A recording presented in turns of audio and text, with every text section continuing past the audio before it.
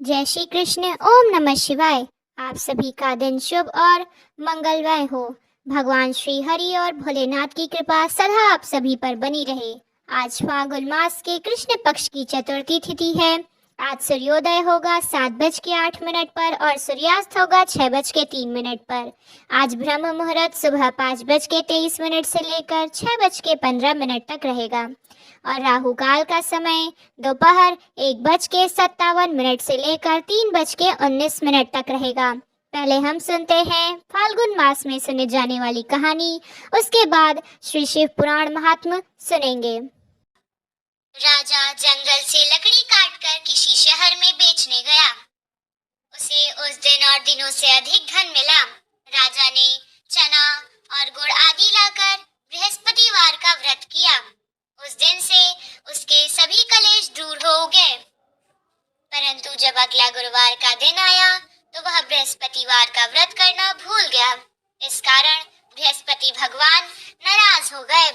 उस दिन उस नगर के राजा ने विशाल यज्ञ का आयोजन किया तथा अपने समस्त राज्य में घोषणा करवा दी कि कोई भी मनुष्य अपने घर में भोजन न बनाए और आग भी न जलाए। समस्त जनता मेरे यहाँ भोजन करने आए। इस आज्ञा को जो ना मानेगा उसको फांसी की सजा दी जाएगी। राजा के अनुसार राज्य के सभी निवासी राजा के भोग में सम्मिलित हुए, लेकिन राजा लकड़हारा कुछ देर से पहुंचा। इसलिए राजा उसको अपने साथ महल में ले गए। जब राजा लकड़हारे को भोजन करा रहे थे तो रानी की दृष्टि उस खूंटी पर पड़ी जिस पर उसका हार लटका हुआ था। उसे हार खूंटी पर लटका दिया, दिखाई नहीं दिया। रानी को निश्चय हो गया कि मेरा हार उस लकड़हारे ने चुरा लिया है।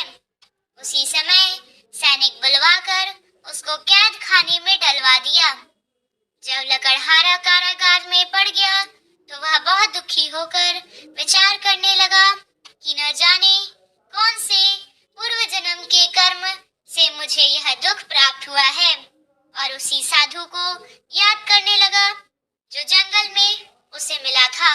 तत्काल बृहस्पति देव साधु के रूप में प्रकट हो गए और उसकी दशा को देखकर कहने लगे, अरे मूर्ख, तूने बृहस्पति देवता की कथा नहीं की, इस कारण तुझे दुख प्राप्त हुआ। आप चिंता मत कर। बृहस्पति के दिन कारागार के दरवाजे पर 4 पैसे पड़े मिलेंगे। उनसे तू बृहस्पति देव की पूजा करना तो तेरे सभी कष्ट दूर हो जाएंगे। अगले बृहस्पतिवार उसे कारागार के द्वार पर 4 पैसे पड़े मिले। राजा ने पूजा का सामान मंगवाकर कथा कही और प्रसाद बांटा। उसी रात्रि को बृहस्पति देव ने उस नगर के राजा को स्वप्न में कहा, हे राजा, तूने जिस आदमी को कारागार में बंद कर दिया था वे निर्दोष है। वह राजा उसे छोड़ देना। रानी का हार उसी खूंटी पर लटका हुआ है। अगर तू ऐसा नहीं करेगा तो मैं तेरे राज्य को नष्ट कर दूंगा।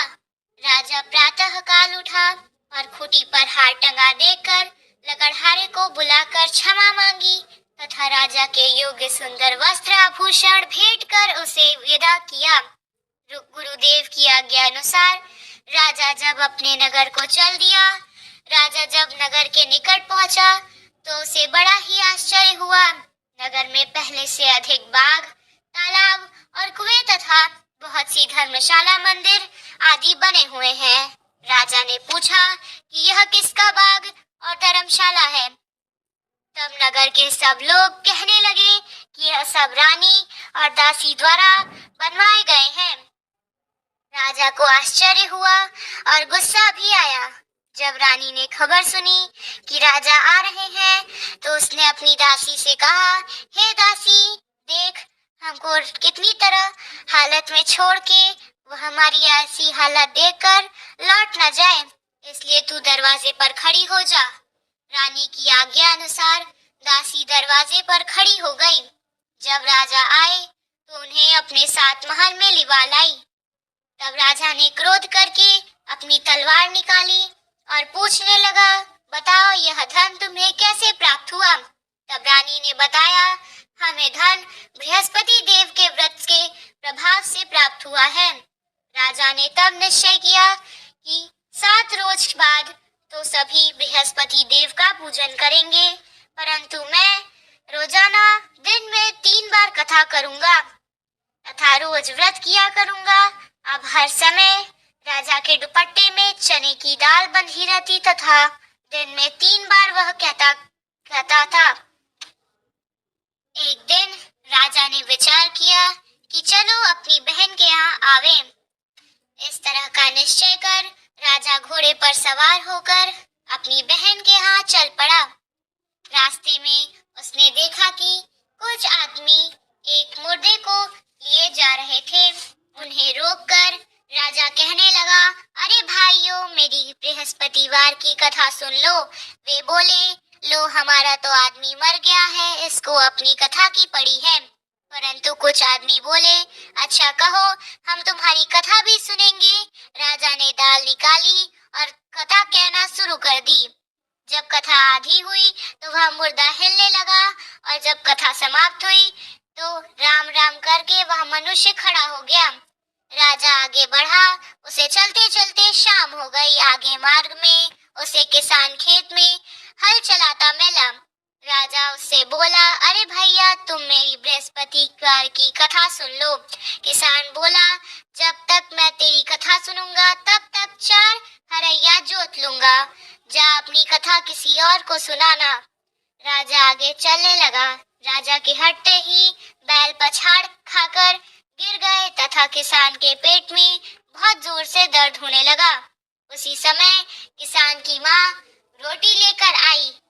उसने जब यह देखा तो अपने पुत्र से सब हाल पूछा। बेटे ने सभी हाल बता दिया। बुढ़िया दौड़ी दौड़ी उस घुड़सवार के पास गई और उससे बोली, मैं तेरी कथा सुनूंगी, तू अपनी कथा मेरे खेत पर ही चलकर कहना। राजा ने लौटकर बुढ़िया के खेत पर ही जाकर कथा कही, जिससे सुनते ही बैल खड़े हो गए और किसान के पेट का भी दर्द बंद हो गया। अब राजा अपनी बहन के घर पहुंच गया। बहन ने भाई की खूब मेहमानी की। दूसरे दिन प्रातःकाल राजा जगा तो देखने लगा कि सब लोग भोजन कर रहे हैं। राजा ने अपनी बहन से पूछा कि ऐसा कोई मनुष्य है जिसने भोजन न किया हो, जो मेरी बृहस्पतिवार की कथा सुन ले। तो बहन बोली, हे भैया, यह देश ऐसा ही है। पहले यहाँ के लोग भोजन करते हैं, बाद में कोई अन्य काम करते हैं। अगर पड़ोस में कोई हो तो मैं देख कर आती हूँ। ऐसा कहकर बहन देखने चली गई, परंतु उससे ऐसा कोई भी व्यक्ति नहीं मिला जिसे भोजन नहीं किया हो। फिर वह कुम्हार के घर गई जिसका लड़का बीमार था।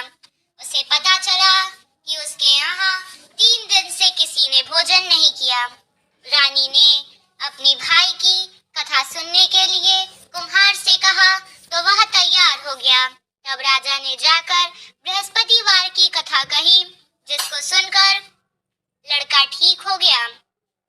अब तो राजा की प्रशंसा होने लगी। एक दिन राजा ने अपनी बहन से कहा, हे बहन, अब मैं अपने घर जाऊंगा, तुम भी तैयार हो जाओ। राजा की बहन ने अपनी सास से अपने भाई के साथ जाने की आज्ञा मांगी तो सास बोली, जा, परंतु अपने लड़कों को मत ले जाना, क्योंकि तेरे भाई की कोई संतान नहीं होती है। बहन ने अपने भाई से कहा, हे भैया, मैं तो चलूंगी, परंतु कोई बालक नहीं जाएगा। राजा ने कहा कि जब कोई बालक नहीं चलेगा तब तुम भी जाकर क्या करोगी? फिर दुखी मन से राजा अपने नगर को लौट आया। राजा ने अपनी रानी से कहा, हम निसंतान हैं, इसलिए हमारे घर आना कोई पसंद नहीं करता। हम निर्वंशी राजा हैं। ऐसा कहकर वह बिना भोजन आदि किए शैया पर लेट गया।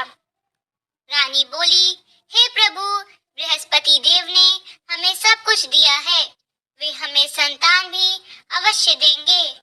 उसी रात बृहस्पति देव ने राजा को स्वप्न में कहा, हे राजा, उठ, सभी सोच त्याग दे, तेरी रानी गर्भ से है। राजा को यह जानकारी बड़ी प्रसन्नता हुई। 9वें महीने रानी के गर्भ से एक सुंदर पुत्र पैदा हुआ। जब राजा की बहन ने यह शुभ समाचार सुना तो वह बहुत खुश हो गई तथा बधाई लेकर अपने भाई के यहाँ आई। तभी रानी ने कहा, घोड़ा चढ़कर तो नहीं आई, गधा चढ़ी आई। राजा की बहन बोली, भाई मैं इस प्रकार न कहती तो तुम्हें संतान कैसे मिलती।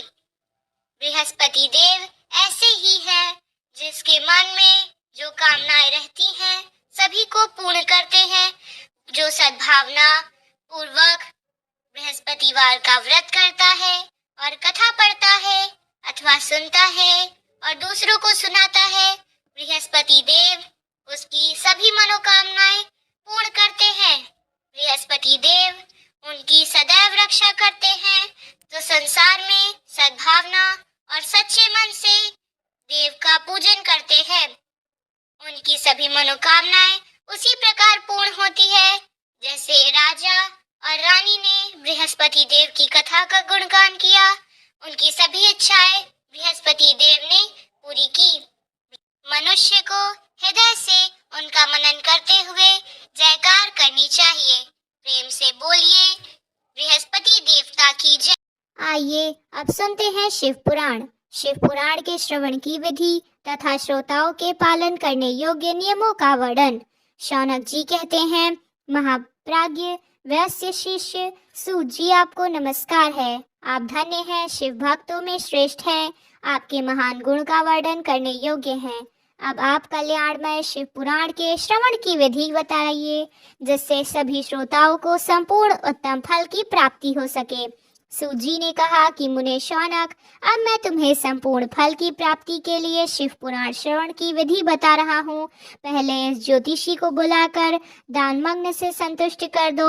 अपने सहयोगी लोगों को साथ लेकर बैठकर बिना किसी विवाद के कथा की समाप्ति होने पर उद्देश्य से शुद्ध मुहूर्त का अनुसंधान कराएं और प्रयत्न पूर्वक देश देश में स्थान स्थान पर यह संदेश भेजें कि हमारे यहाँ शिव पुराण की कथा होने वाली है। अपने कल्याण की इच्छा रखने वाले लोगों को इससे सुनने के लिए अवश्य पधारना चाहिए। कुछ लोग भगवान श्री हरि की कथा से बहुत दूर पड़े गधे हैं और कितने भी स्त्री शूद्र आदि भगवान शंकर कीर्तन कथा से वंचित रहते हैं। उन सबको भी सूचना हो जाए, ऐसा प्रबंध करना चाहिए। देश देश में जो भगवान शिव के भक्त हो तथा शिव कथा कीर्तन और श्रवण के लिए उत्सुक हों, उन सबको आदर पूर्वक बुलवाना चाहिए और आए हुए लोगों का सब प्रकार से आदर सत्कार करना चाहिए। शिव मंदिर में, तीर्थ में, वन प्रांत में अथवा घर में शिव पुराण की कथा सुनने के लिए उत्तम स्थान का निर्माण करना चाहिए।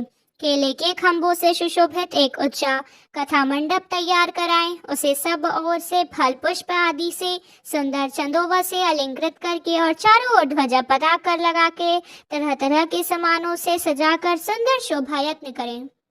भगवान शिव के प्रति सब प्रकार से उत्तम भक्ति करनी चाहिए। वही सब तरह से आनंद का विधान करने वाली हैं।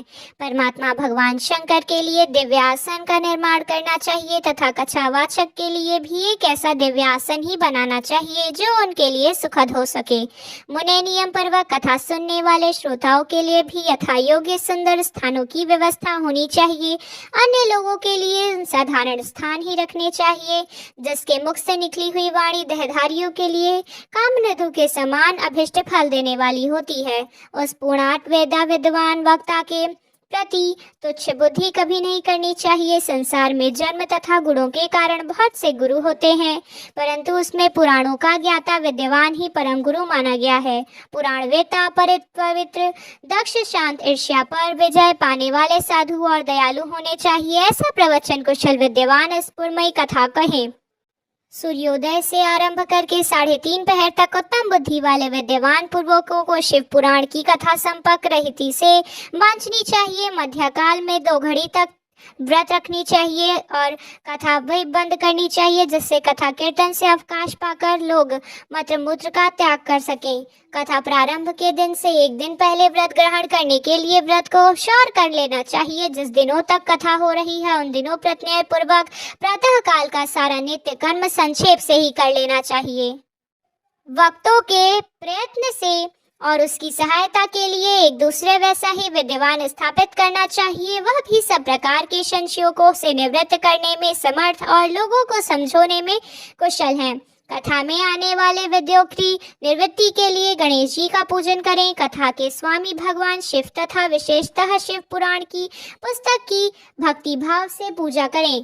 तत्पश्चात उत्तम बुद्धि वाले श्रोता तन मन से शुद्ध एवं प्रसन्नचित होकर आदर पूर्वक शिव पुराण की कथा सुने। जो वक्ता और श्रोता अनेक प्रकार के कर्मों में भटक रहे हों, काम आदि 6 विकारों से युक्त हों, स्त्रियों में आसक्ति रखते हों और पाखंड पूर्ण बातें कहते हों, वे पुण्य के भागी होते हैं। जो लौकिक चिंता तथा धन गृह एवं पुत्र आदि की चिंताओं को छोड़कर कथा में मन लगाए रहते हैं, उन शुद्ध बुद्धि वाले पुरुषार्थों को उत्तम फल की प्राप्ति होती है। जो श्रोता श्रद्धा और भक्ति से युक्त होते हैं, दूसरे कर्मों में मन नहीं लगाते और मौन एवं पवित्र उद्देश्य शून्य होते हैं, वे ही पुण्य के भागी होते हैं। सूत जी बोले, शौनक, अब शिव पुराण सुनने के व्रत का लेने वाले पुरुषों के लिए जो नियम है उन्हें भक्ति पूर्वक सुनो। नियम पूर्वक इस श्रेष्ठ कथाओं को सुनने से बिना किसी विघ्न बाधाओं के उत्तम फल की प्राप्ति होती है। जो लोग दीक्षा से रहित हैं और उनका कथा श्रवण में अधिकार नहीं है, अतः मुने कथा सुनने वाले इच्छा सब लोगों पर पहले वक्ति से और दीक्षा ग्रहण कर लेनी चाहिए। जो नियम से कथा सुने उनको ब्रह्मग्रज से रखना चाहिए। भूमि पर सोना, पतल में खाना और प्रतिदिन कथा समाप्त होने पर ही अन्न ग्रहण करना चाहिए। जिसमें शक्ति हो वह पुराण की साप्ताहिक उपवास करके शुद्धता पूर्वक भक्ति भाव से उत्तम शिव पुराण को सुने। इस कथा का व्रत लेने वाले पुरुष को प्रतिदिन एक ही बार हविष्य भाव भोजन करना चाहिए। इस प्रकार से कथा श्रवण का नियम सुखपूर्वक सद्ध से है वैसे ही करना चाहिए। गरिष्ठ अन्न, दाल, जला अन्न, सेम, मसूर, भाव दूषित तथा बासी यंत्र को खाकर कथाव्रती पुरुष कभी कथाओं को न सुने। जिनका कथा का व्रत ले रखा हो वह पुरुष प्याज, लहसुन, हींग, गाजर, मादक वस्तु तथा आमिष कही जाने वाली वस्तुओं को त्याग दें। कथा का व्रत लेने वाले पुरुष काम, क्रोध आदि 6 विकारों को, ब्राह्मणों की निंदाकों को तथा पतिव्रता और साधु संतों की निंदाओं को भी त्याग दें। कथाव्रती और पुरुष प्रतिदिन सत्य, शौच, दया, मौन, सरलता, विनय तथा हार्दिक उदारता इन सद्गुणों सदा अपने रखें और श्रोता निष्काम हो या सकाम वह नियम पूर्वक कथा सुने। सकाम पुरुष अपनी अभीष्ट कामनाओं को प्राप्त करता है और निष्काम पुरुष मोक्ष पा लेता है। दरिद्र, क्षय रोगी, पापी, भाग्यहीन तथा संतान रहित पुरुष भी इस उत्तम कथाओं को सुने। काक, संध्या, बंध्या आदि जो 7 प्रकार की दुष्ट स्त्रियां हैं, वे सब जिसका गर्भ गिर जाता हो वह इन सभी शिव पुराण की उत्तम कथा को सुननी चाहिए। मुने, स्त्री हो या पुरुष, सब यत्न पूर्वक विधि विधान से शिव पुराण की यह उत्तम कथा सुननी चाहिए। महर्षि इस तरह शिव पुराण की कथा के पाठ एवं श्रवण संबंधी यज्ञोत्सव की समाप्ति होने पर श्रोताओं को भक्ति एवं प्रत्यय पूर्वक भगवान शिव की पूजा की भौति पुराण पुस्तक की पूजा करनी चाहिए। तदंतर विधि पूर्वक वक्ता का भी पूजन करना आवश्यक है। पुस्तक को आच्छादित करने के लिए नवीन एवं सुंदर बस्ता बनावें और उसे बांधने के लिए दृढ़ एवं दिव्य डोरी लगावें। फिर उसका विधिवत पूजन करें। मुनि श्रेष्ठ इस प्रकार महान उत्सव के साथ पुस्तक और वक्ता की विधिवत पूजा करके वक्ता की सहायता के लिए स्थापित हुए पंडित जी भी उसके अनुसार धन आदि के द्वारा कुछ भी काम सत्कार करें और वहां आए हुए ब्राह्मणों को अन्न आदि दान करके साथ ही गीत, वाद्य और नृत्य आदि के द्वारा महान उत्सव रचाएं। मुने यदि श्रोता विरक्त हो तो उसके लिए कथा समाप्ति के दिन विशेष रूप से उस गीता का पाठ करना चाहिए जिसे रामचंद्र जी ने प्रति भगवान शिव ने कहा था। और यदि श्रोता गृहस्थ हो तो उस बुद्धिमान को उस श्रवण कर्म की शांति के लिए शुद्ध हविष्य द्वारा होम करना चाहिए। मुने रुद्र संहिते और प्रत्येक श्लोक द्वारा होम करना उचित है अथवा गायत्री मंत्र से होम करना चाहिए, क्योंकि वास्तव में यह पुराण गायत्री मंत्र ही है। अथवा शिव पशाधर मूल वन से हवन करना उचित है। होम करने की शक्ति न हो तो विद्वान पुरुष यथाशक्ति हवनीय हविष्य का ब्राह्मण को दान करें। न्यूनता रूप दोष की शांति के लिए भक्ति पूर्वक शिव सहस्त्र नाम का पाठ अथवा श्रवण करें, इससे सब कुछ सफल होता है, इसमें कोई संशय नहीं है, क्योंकि तीनों लोकों में उससे आगे बढ़कर कोई वस्तु नहीं है।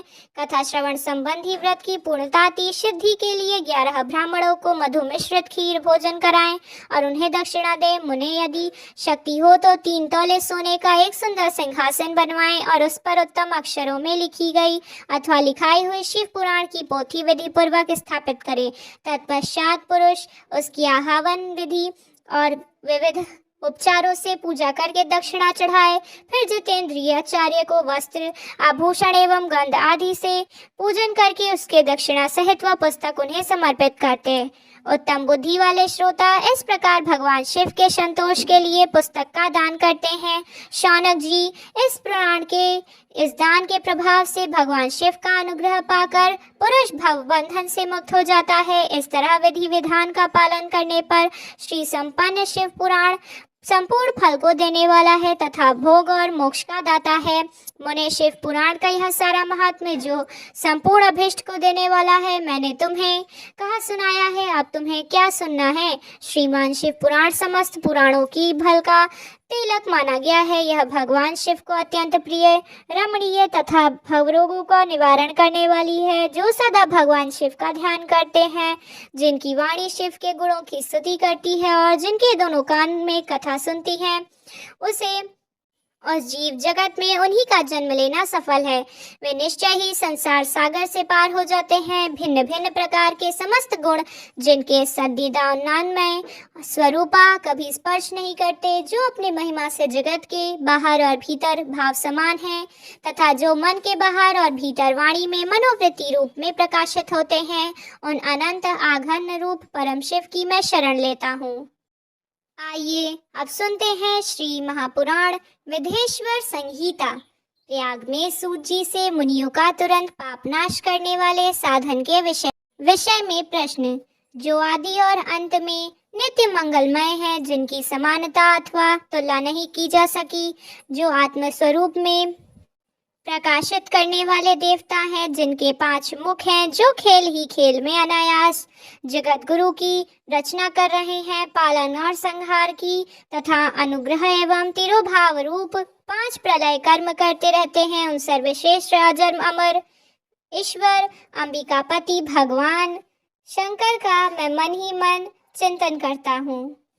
व्यास जी कहते हैं कि जो धर्म का महान क्षेत्र है और जहाँ गंगा यमुना संगम हुआ है, उस परम पुण्यमय प्रयाग में जो ब्रह्म लोक का मार्ग है, सत्यव्रत में तत्पर रहने वाले महातेजस्वी महाभाग महात्मा मुनियों के एक विशाल ज्ञान का आयोजन किया है। उस ज्ञान यज्ञ का समाचार सुनकर पौराणिक शिरोमणि व्यास शिष्य मुनि सूत जी वहाँ मुनियों का दर्शन करने के लिए आए। सूत जी को आते देखकर वे सब मुनि उन्हें हर्ष से देखकर खिल उठे। अत्यंत प्रसन्न चित्त से उनका विधिवत स्वागत सत्कार किया। तत्पश्चात उन प्रसन्न महात्माओं ने उनकी विधिवत स्तुति की और विधान पूर्वक हाथ जोड़कर उनसे प्रकार कहा, सर्वज्ञ विद्वान रोमहर्ष जी, आपका भाग्य बड़ा भारी है। इसी से आपने व्यास जी के मुख से अपनी प्रसन्नता के लिए ही संपूर्ण पुराण विद्या प्राप्त की है, इसलिए आप आश्चर्य स्वरूप कथाओं के भंडार हैं। ठीक उसी तरह जैसे रत्नाकर समुद्र बड़े बड़े सारभूत रत्नाओं का आगार है, तीनों लोकों में भूत और वर्तमान भविष्य तथा और भी जो कोई वस्तु है वह आपसे अज्ञात नहीं है। आप हमारे सौभाग्य से इस यज्ञ का दर्शन करने के लिए यहाँ पधार गए हैं और इसी व्याज से हमारा कुछ कल्याण करने वाले हैं, क्योंकि आपका आगमन निरर्थक नहीं हो सकता। हमने पहले भी आपसे बहुत कुछ सुना है और किंतु उससे तृप्ति नहीं होती है, हमें उसे सुनने की बारंबार इच्छा होती है। उत्तम बुद्धि वाले सूत जी, इस समय हमें एक ही बात सुननी है। यदि आपका अनुग्रह हो तो गोपनीय होने पर भी आप उस विषय का वर्णन करें। घोर कलयुग आने पर मनुष्य पुण्य कर्म से दूर रहेंगे, दुराचार में फंस जाएंगे और सबके सब सत्य भाषण से मुंह फेर लेंगे, दूसरों की निंदा में तत्पर रहेंगे, पराय धन हड़प लेने की इच्छा करेंगे, उनका मन पराई स्त्रियों में आसक्त होगा तथा वे दूसरे प्राणियों की हिंसा करने लगेंगे। और अपने शरीर को ही आत्मा समझेंगे, मूढ़, नास्तिक और पशुबद्ध रहने वाले होंगे, माता पिता से द्वेष करेंगे, ब्राह्मण लोभ रूपी ग्राहक के ग्रास बन जाएंगे, वेद बेचकर जीविका चलाएंगे, धन का उपजारण करने के लिए ही विद्या का अभ्यास करेंगे और मत से मोहित हो जाएंगे, अपने जाति के धर्म को और कर्म को छोड़ देंगे, प्रायः दूसरों को ठगेंगे, तीनों काल की संध्योपसान से दूर रहेंगे और ब्रह्म ज्ञान से शून्य होंगे। समस्त क्षत्रिय भी स्वधर्म का त्याग करने वाले होंगे, कुसंगी, पापी और व्यभिचारी होंगे, उनमें शौर्य का अभाव होगा, वे कुत्सित शौर्य कर्म से जीविका चलाएंगे, शूद्रों का सा बर्ताव करेंगे और उनका चित्त काम का किंकर बना रहेगा। वैश्य संस्कार भ्रष्ट, स्वधर्म त्यागी, कुमार्गी, धनोपार्जन परायण तथा नापतौल में भी अपनी कुत्सित वृत्ति का परिचय देने वाले होंगे। इसी तरह शूद्र ब्राह्मणों के आचार में तत्पर होंगे, उनकी आकृति उज्जवल होगी, अर्थात वे अपने कर्म धर्म छोड़कर उज्जवल वेश भाव से विभूषित होकर व्यर्थ घूमेंगे। वे स्वभावत ही अपने धर्म का त्याग करने वाले होंगे, उनके विचार धर्म के प्रतिकूल होंगे, वे कुटिल और द्विज निंदक होंगे, यदि धनी हुए तो कुकर्म में लग जाएंगे, विद्वान हुए तो वाद विवाद करने वाले होंगे, अपने को कुलीन मानकर चारों वर्णों की साथ वैवाहिक संबंध स्थापित करेंगे, समस्त वर्णों को अपने संपर्क से भ्रष्ट करेंगे, वे लोग अपनी अधिकार सीमा से बाहर जाकर द्विजोचित सत्कर्मों का अनुष्ठान करने वाले होंगे। कलयुग की स्त्रियां प्रायः सदाचार से भ्रष्ट होगी और पति का अपमान करने वाली होंगी, सास ससुर से द्रोह करेंगी, किसी से भय नहीं मांगेंगी और मलिन भोजन भी करेंगी, कुत्सित भाव में तत्पर होंगी, उनका शील स्वभाव बहुत बुरा होगा और वे अपने पति की सदा सेवा से विमुख रहेंगी। सूत जी, इस तरह इनकी बुद्धि नष्ट हो गई है जिन्होंने अपने धर्म का त्याग कर दिया है।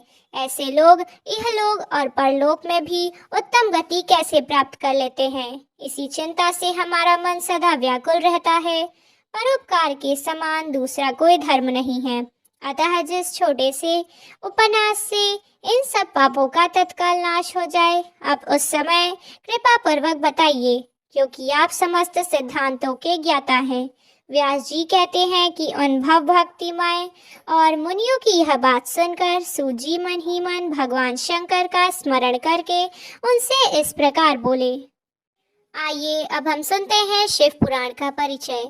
सूत जी कहते हैं, साधु महात्माओं, यह प्रश्न तीनों लोगों के हित करने वाला है। मैं गुरुदेव व्यास का इस विषय का वर्णन करूंगा, आप आदर पूर्वक सुने। सबसे उत्तम जो शिव पुराण है वह वेदांत का सर्व है तथा वक्ता और श्रोता का समस्त पाप राशि शिवों से उद्धार करने वाला है। इतना ही नहीं, यह परलोक में परमार्थ वस्तु को देने वाला है, कल की कल्ममर्श राशि का विनाश करने वाला है। उसमें भगवान शिव उत्तम यश का वर्णन है। ब्राह्मणों, धर्म, अर्थ, काम और मोक्ष, इन चारों को पुरुषार्थों को देने वाला वह पुराण सदा ही अपने प्रभाव की दृष्टि से वृद्धि या विस्तार को प्राप्त हो रहा है। विप्रवरों, इस उत्तम को शिव पुराण अध्ययन मात्र से ही वे कलयुग के पाप सक्त हो जाते हैं, जीव श्रेष्ठतम गति को प्राप्त हो जाते हैं। कलयुग के महान उत्पात तभी तक जगत में निर्भय होकर विचरेंगे जब तक यहाँ शिव पुराण का उदय नहीं होगा। इसे वेद के तुल्य माना गया है। इस वेद कल्प पुराण का सबसे पहले भगवान शिव ने ही प्रणयन किया था। विद्वेष संहिता, रुद्र संहिता, विनायक संहिता, उमा संहिता, मातृ संहिता, एकादश रुद्र संहिता, कैलाश संहिता और शत्र रुद्र, कोटिल रुद्र संहिता और सहस्त्र रुद्र संहिता और वायसीवाक भी संहिता है तथा धर्म संहिता। इस प्रकार इस पुराण के 12 भेद या खंड है। ब्राह्मणों, अब मैं उनके श्लोकों की संख्या बता रहा हूँ, आप लोग यह सब आदर पूर्वक सुने। विद्वेष संहिता में 10,000 श्लोक हैं। रुद्र संहिता, विनायक संहिता, उमा संहिता और मातृ संहिता, इनमें से प्रत्येक में 8-8 हजार श्लोक हैं।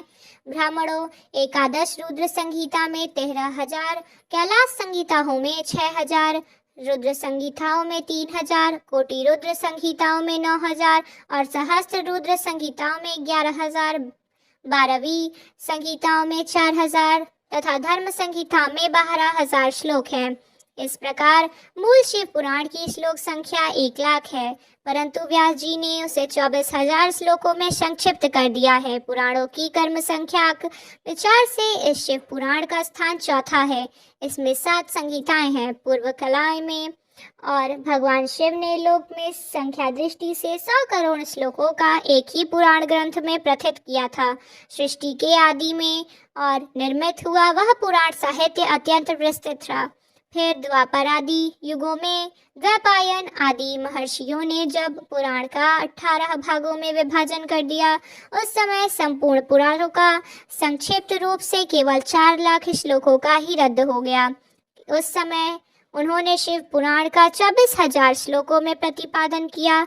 यही इसके श्लोकों की संख्या है।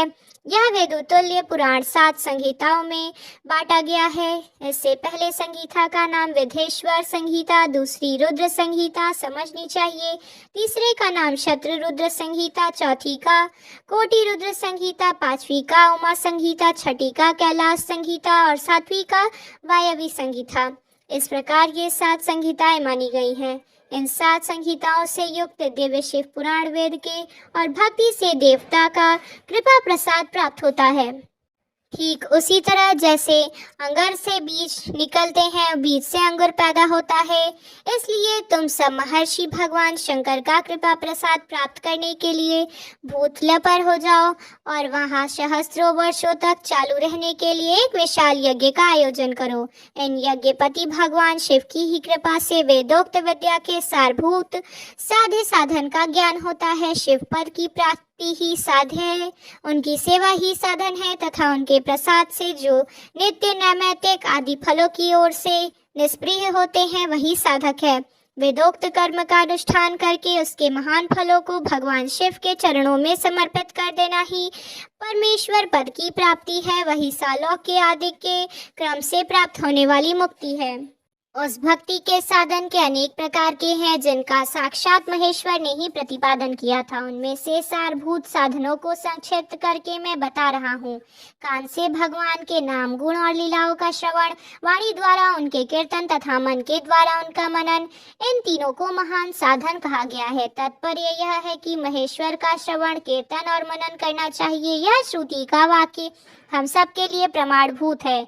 इसी साधन से संपूर्ण मनोरथों की सिद्धि लगी हुई है और आप लोग परम साध्य को प्राप्त हो रहे हैं। प्रत्यक्ष वस्तु की आंख से देखकर उसमें प्रवृत्त होते हैं, परंतु जिस वस्तु को कहीं भी प्रत्यक्ष देखा नहीं जा सकता, उसे श्रवण दे द्वारा जान सुनकर मनुष्य उसकी प्राप्ति के लिए चेष्टा करता है। अतः पहला साधन श्रवण ही है। उसके द्वारा गुरु के मुख से तत्व को सुनकर श्रेष्ठ बुद्धि वाला विद्वान पुरुष अन्य साधन कीर्तन एवं मनन की सिद्धि करे। क्रमशः मनन पर्यंत इस साधन की अच्छी इच्छा साधन कर लेने पर इसके द्वारा सालोक्य आदि के क्रम से धीरे धीरे भगवान शिव का संयोग भी प्राप्त होता है। पहले सारे अंगों के रोग को नष्ट कर देते हैं, फिर सब प्रकार का लौकिक आनंद भी विलीन हो जाता है। भगवान शंकर की पूजा, उनके नामों के जप तथा उनके गुण स्वरूप विलास और नामों का यथापुक्ति परायण चित्त के द्वारा जो निरंतर परिशोधन या चिंतन होता है, उसी को मनन कहा गया है। वह महेश्वर की कृपा दृष्टि से उपलब्ध होता है। उसे समस्त श्रेष्ठ साधन में प्रधान या प्रमुख कहा गया है। सूत जी कहते हैं, मुनीश्वरों, इस साधन का महात्म्य बताने के प्रसन्न में मैं आप लोगों के लिए एक प्राचीन वृत्तांत का वर्णन करूंगा। उसे ध्यान देकर सुनना। पहले की बात है, पराशर मुनि पुत्र मेरे गुरु व्यासदेव जी सरस्वती नदी के सुंदर तट पर तपस्या कर रहे थे। एक दिन सूर्य तुल्य तेजस्वी विमान से यात्रा करते हुए भगवान सनत कुमार अकस्मात वहां पहुंचे। उन्होंने तुल्य प्रामाणिक कथा सबके उत्कृष्ट गति प्रदान करने वाले हैं। यह निर्मल शिव पुराण भगवान शिव के द्वारा ही प्रतिपादित है। इसे शैव शिरोमणि भगवान व्यास ने संक्षेप से संकलित किया था। यह समस्त जीव समुदाय के लिए उपकारक, त्रिविध तापों का नाश करने वाले, तुलना रहित एवं सत्पुरुषों का कल्याण प्रदान करने वाला है। यह समस्त जीव समुदाय के लिए उपकारक त्रिविध तापों का नाश करने वाला, तुलना रहित एवं सत्पुरुषों को कल्याण प्रदान करने वाला है। इसमें वेदांत विज्ञानमय प्रधान तथा निष्कपट धर्म का प्रतिपादन किया गया है। यह पुराण ईर्ष्या रहित अंतकरण करने वाले विद्वानों के लिए जानने की वस्तु है। इसमें श्रेष्ठ मंत्र समूहों का संकलन भी है तथा धर्म, अर्थ और काम इस त्रिवर्ग की प्राप्ति के साधन का भी वर्णन है। यह उत्तम शिव पुराण समस्त पुराणों में श्रेष्ठ है। वेद वेदांत में वेद्य स्वरूप से इस विस्लित और परम वस्तु परमात्मा का इसमें गान किया गया है। जो बड़े आदर से इसे पढ़ता और सुनता है वह भगवान शिव का प्रिय होकर परम गति को प्राप्त कर लेता है।